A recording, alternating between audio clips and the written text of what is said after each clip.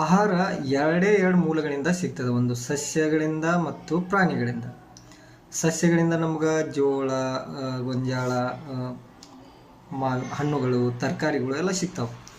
ಆಮೇಲೆ ಪ್ರಾಣಿಜನ್ಯ ಆಹಾರ ಹಾಲು, ಮೊಸರು, ಮಾಂಸ, ತುಪ್ಪ ಇವೆಲ್ಲ ಪ್ರಾಣಿಜನ್ಯ ಆಹಾರ. ಸಾಮಾನ್ಯವಾಗಿ ಸಸ್ಯಗಳಿಂದ ಸಿಗುವಂಥ ಆಹಾರವನ್ನು ಮಾತ್ರ ತಿಂದು ಜೀವಿಸುವಂಥ ಜೀವಿಗಳನ್ನ ನಾವು ಸಸ್ಯಾಹಾರಿ ಅಂತೀವಿ. ಪ್ರಾಣಿಗಳಿಂದ ಸಿಗುವಂಥ ಆಹಾರವನ್ನು ತಿಂದು ಜೀವಿಸೋಗಳಿಗೆ ನಾವು ಮಾಂಸಾಹಾರಿ ಅಂತೀವಿ.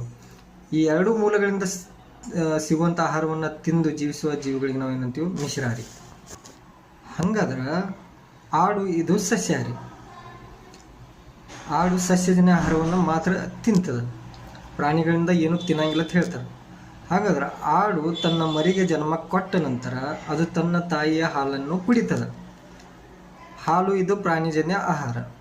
ಹಾಗಾದ್ರೆ ಆಡು ಇದು ಸಸ್ಯಾಹಾರಿನೋ ಮಾಂಸಾಹಾರಿನೋ? ಹಂಗೆ ಉತ್ತರ ಕೊಡ್ರಿ.